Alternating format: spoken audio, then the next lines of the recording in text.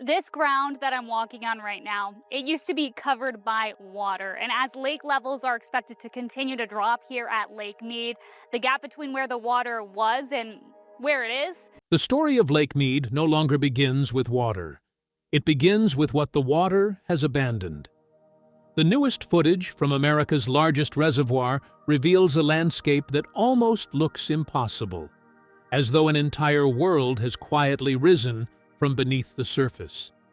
Towering above the remaining lake stands a 175-foot wall of bleached white canyon rock, a ghostly bathtub ring marking where deep blue water once rested. Boats that disappeared decades ago now lie cracked open beneath the desert sun. Massive concrete intake structures stand exposed in broad daylight after spending years hidden underwater. Across freshly formed mudflats, rusted metal barrels emerge one after another from ground that did not even exist 18 months ago, each discovery drawing forensic investigators from multiple states to examine shorelines that, until recently, were hundreds of feet beneath the surface. The reservoir that made the modern American Southwest possible is slowly uncovering a story that the region was never meant to see. Before we continue this remarkable discovery, please subscribe to our channel and help us reach our goal of 1,000 subscribers. Your support allows us to continue creating detailed documentaries that uncover the hidden stories behind history, science, and extraordinary places. What makes these discoveries even more unsettling is that they are unfolding while the U.S. Department of the Interior continues announcing emergency plans for managing the worsening Colorado River drought, warning that Lake Mead could continue falling even further. To understand why these forgotten objects are suddenly appearing, you have to understand what Lake Mead once represented. When the reservoir reached its highest level in 1983, it contained an astonishing 28.9 million acre-feet of water, enough to cover the entire state of Pennsylvania beneath a foot of water, with billions of gallons still remaining. It was more than a reservoir. It became the engineering masterpiece that transformed the American Southwest, allowing Las Vegas to grow from a modest railroad settlement into a metropolitan area of nearly 2.8 million people, helping Phoenix become the fifth largest city in the United States, and supplying the water that turned California's Imperial Valley into one of the most productive agricultural regions in North America. Today, however, Lake Mead holds only about 1/3 of that volume. The enormous white ring stretching around the canyon walls sits roughly 175 feet above today's waterline, and the reservoir has fallen more than 6 feet since March 1st alone. From the air, the bright white scar has become one of the most recognizable marks on the American landscape. Yet, that white ring is not simply a stain left behind by receding water. It is a measuring stick, recording everything the lake has stopped hiding. The abandoned boats, the forgotten infrastructure, the rusted barrels, and countless other objects were all placed into deep water by people who believed that deep water would remain there forever. At first glance, it might seem obvious to blame the shrinking lake on a series of dry summers, rapid population growth, climate change, or even the fountains of Las Vegas and suburban lawns across the desert Southwest. Those factors certainly play a role, but they do not explain the deeper mystery. The real reason these forgotten relics are emerging is much older than any modern drought or city expansion.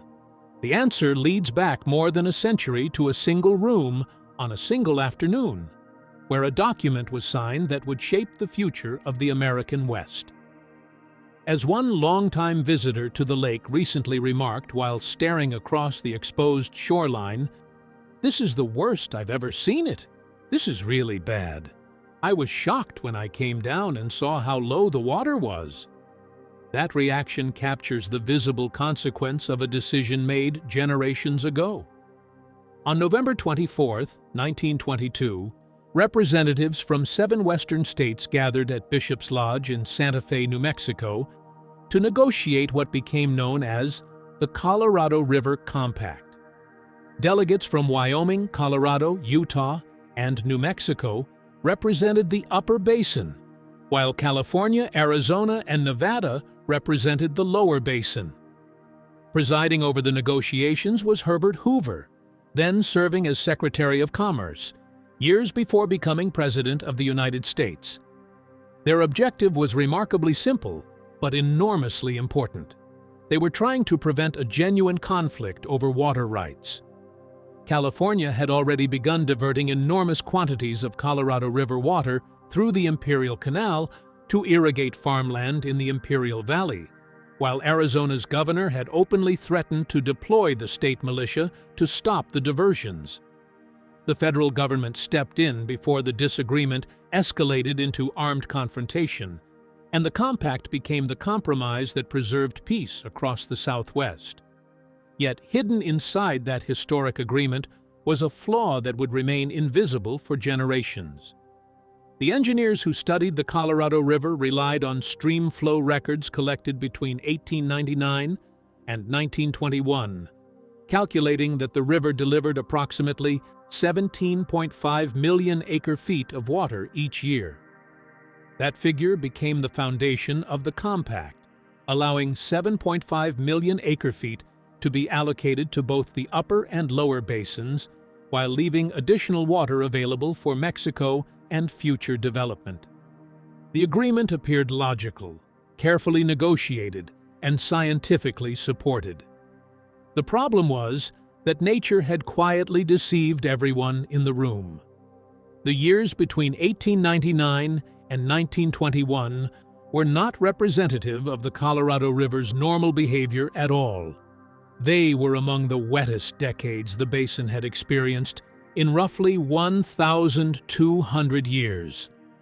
Scientists would not fully understand this until many decades later, when researchers from the University of Arizona's renowned tree ring laboratory began studying ancient bristlecone pines and other long-lived trees growing throughout the Colorado River Basin. Some of these remarkable trees had been alive since before the fall of the Roman Empire, preserving within their annual growth rings an extraordinarily detailed record of wet and dry years stretching back to approximately 800 AD. By extracting tiny core samples and carefully analyzing those rings, researchers reconstructed more than a millennium of Colorado River history. Their findings transformed the understanding of the river forever. The very period the compact's engineers had chosen as their baseline turned out to be an extraordinary wet anomaly rather than the norm.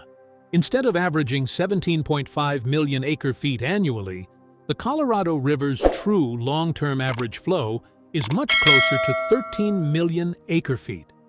Without realizing it, the negotiators had built the future of the American Southwest upon one of the wettest periods in 12 centuries, creating a legal promise for millions of acre-feet of water that the river, over the long run, had never consistently possessed. The reconstruction is brutal, and it begins with a discovery buried not beneath the desert, but inside the historical record itself. At first glance, the numbers used to divide the waters of the Colorado River seemed perfectly reasonable, the product of careful engineering and deliberate planning. But as modern researchers stretched the river's history far beyond the few decades available to the men of 1922, a startling truth emerged. The exact period those engineers had relied upon to calculate the allocations of the Colorado River Compact was not an average period at all. It was an anomaly, a remarkably wet anomaly. During those few fortunate decades, the Colorado carried more water than it had, on average, during the previous 12 centuries. Think about that for a moment. The men gathered inside Bishop's Lodge had not unknowingly selected an ordinary chapter in the river's history. They had built the future of the American Southwest upon the wettest stretch the Colorado had experienced in nearly 1,200 years, treating an extraordinary exception as though it represented the permanent character of the river itself. As the evidence accumulated, the consequences of that choice became impossible to ignore. Modern reconstructions showed that the Colorado River's true long-term average flow is much closer to 13 million acre-feet each year. Yet the compact promised the basin states a combined allocation that exceeded that average by roughly 4.5 million acre-feet annually. Water the river simply does not produce under normal conditions. Still, the story is more complicated than a simple mistake. Even in 1922, not everyone inside Bishop's Lodge was convinced the numbers were sound. Several engineers questioned the limited measurement period, warning that the available records were too short to capture the river's true behavior. They argued that longer observations could reveal a much lower average flow. Their concerns were recorded, debated, and ultimately dismissed. The states desperately wanted guaranteed water. The federal government desperately wanted peace among competing interests, and Herbert Hoover desperately wanted an agreement. In the end, compromise triumphed over caution, and the compact was signed. From that moment forward, the modern American Southwest began growing upon an allocation that exceeded the river's real capacity by approximately 25%. For many decades, however, the flaw remained almost invisible because an enormous engineering achievement concealed it. Hoover Dam rose across Black Canyon during the depths of the Great Depression, completed in 1936 as the largest dam the world had ever seen. Behind its immense concrete wall, Lake Mead slowly filled until it became one of the largest reservoirs on Earth. For nearly 70 years, the mathematics appeared to work exactly as intended. Wet years replenished the reservoir. Dry years drew it down. Cities expanded across the desert. Farms multiplied across the valleys. Neighborhoods spread farther into landscapes once considered uninhabitable. Deep beneath the waters near Hemingway Harbor, abandoned barrels gradually disappeared beneath layers of silt, settling into depths everyone believed would remain underwater forever. The reservoir absorbed the difference between promise and reality so effectively that almost no one questioned whether the original calculations had ever been correct. Everything seemed to validate the vision. In 1983, Lake Mead reached the highest water level in its history, climbing to a surface elevation of 1,225 feet, while storing approximately 28.9 million acre-feet of water. The canyon walls vanished beneath the reservoir. Marina docks floated beside cliffs that had once towered high above the river. To every observer, the Colorado River system appeared to function exactly as its designers had imagined. It looked stable. It looked permanent. It looked like proof that the compact had been right all along. Yet in hindsight, that moment would become the high water mark, not only for Lake Mead itself, but for an entire century of confidence. After that peak, the descent began quietly enough that few recognized its significance. From 2000 through 2021, annual flows throughout the Colorado River Basin consistently slipped below their long-term average. Snowpack across the Rocky Mountains, which supplies most of the river's water, steadily declined. Year after year, Lake Mead surrendered a little more elevation. By 2010, the reservoir had fallen below 1,100 feet, a level it had not seen since it was still filling during the 1930s. 5 years later, it dropped beneath 1,080 feet. In 2021, the Bureau of Reclamation declared the first official Tier 1 shortage on the Colorado River, forcing mandatory water reductions for Arizona and Nevada. Only a year later, conditions deteriorated further, escalating into a Tier 2A shortage, while the reservoir continued its relentless decline. Then something changed, not merely in the lake itself, but in the language used to describe it. By 2024, federal officials reached for a word that had never before appeared in their official planning documents. They stopped referring to the situation as a drought. Instead, they began calling it aridification. That single word represented a profound shift in understanding. A drought is temporary. Eventually, the rains return.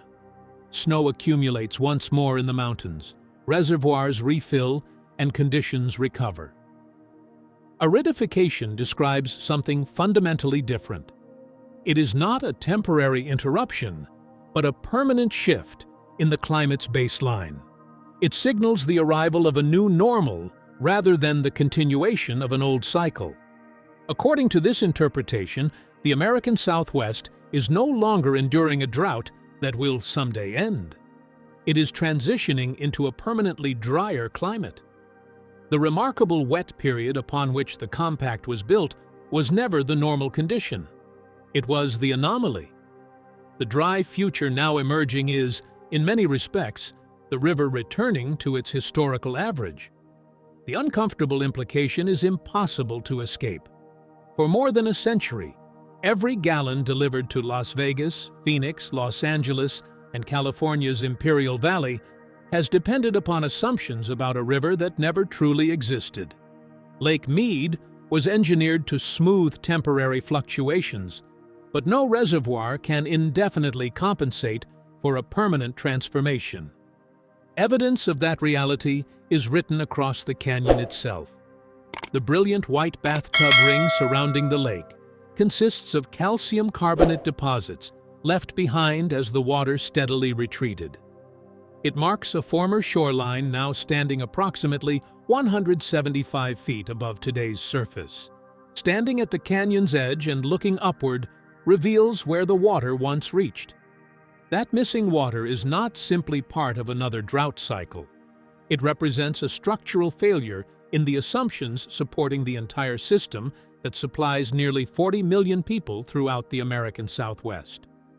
Long before the crisis reached today's headlines, the engineers who designed Hoover Dam quietly embedded two critical numbers into its operating limits, two elevations that determine the future of everything downstream. The first is 950 feet above sea level. At roughly that elevation, the pressure driving water through Hoover Dam's hydroelectric turbines begins to weaken significantly. Reduced pressure increases the danger of cavitation, where destructive air bubbles form inside the machinery, damaging the turbines and reducing their efficiency. Below 950 feet, Hoover Dam's ability to generate electricity declines rapidly. That matters because the facility supplies power to approximately 1.3 million people across Nevada, Arizona, and California, while producing roughly 4 billion kilowatt-hours of electricity each year. Replacing that output would require alternative energy sources that currently do not exist in sufficient capacity. Yet even that is not the greatest danger.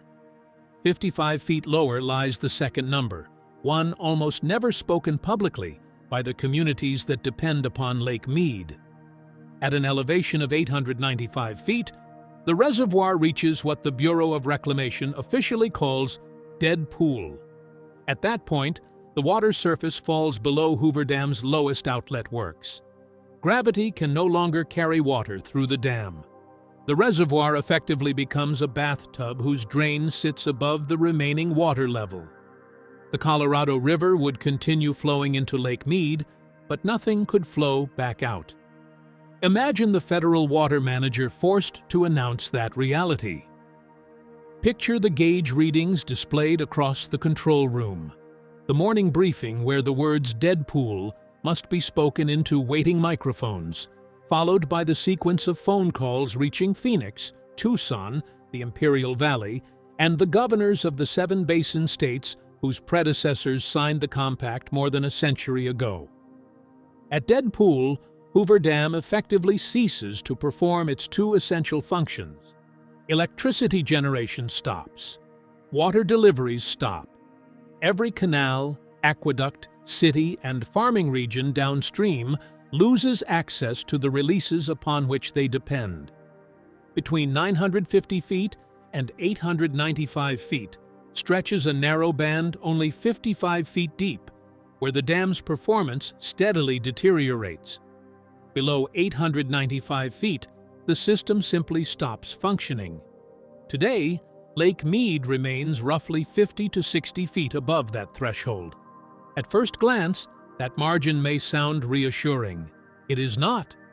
During a single poor year marked by weak snowpack, extreme heat, and continued overuse, the reservoir can lose around 20 feet of elevation. At the same time, approximately 600,000 acre-feet of water disappear annually through evaporation alone, vanishing directly into the desert atmosphere without ever reaching a household faucet or an irrigated field. Federal water managers understand these realities all too well. They are no longer waiting to discover whether such scenarios are possible. They are actively preparing for them. One city recognized the danger earlier than anyone else. Las Vegas owes its very existence to Lake Mead, drawing approximately 90% of its water from the reservoir. Without that supply, the modern metropolis of nearly 2.8 million residents and its identity as one of the world's great tourist destinations could not survive in its present form. As Lake Mead's decline became increasingly apparent during the early 2000s, the Southern Nevada Water Authority confronted a question that few other major water users were willing to ask publicly. What happens if Lake Mead falls below dead pool? Engineers retrieved the original intake schematics, compared them against projected water levels, and reached an unsettling conclusion. The intake pipes supplying Las Vegas had been designed for a much fuller reservoir. If the water dropped low enough, those pipes would eventually stand above the surface. The city would not lose access to water because Lake Mead had become empty. It would lose access because the remaining water would lie beyond the reach of its infrastructure. Rather than waiting for federal action, Southern Nevada chose to build its own insurance policy. In 2008, construction began on an ambitious project locals eventually nicknamed the Third Straw, a massive intake tunnel extending deeper into Lake Mead than any previous water infrastructure. The undertaking lasted 7 years and cost approximately $1.5 billion. Engineers tunneled through submerged rock nearly 3 miles beneath the lakebed, working under extraordinary pressures inside specialized chambers, where even a minor error could trigger a catastrophic collapse and drown everyone inside. The project pushed construction technology to its limits, but in 2015, the tunnel was completed. Its intake rests at approximately 860 feet above sea level, below the official dead pool threshold itself. The significance of that number is extraordinary. Even if Lake Mead falls so low that Hoover Dam can no longer release water downstream, even if every other major user connected to the Colorado River system is cut off, Las Vegas retains the ability to draw water through the Third Straw. In preparing for a future many hoped would never arrive, the city quietly built an escape route long before the rest of the Southwest fully understood how close the system might someday come to its limits. For years, Las Vegas quietly prepared for a future many hoped would never arrive, spending $1.5 billion to build the Third Straw, a deep water intake that can continue drawing water even if Lake Mead falls below the level where Hoover Dam can no longer release it downstream.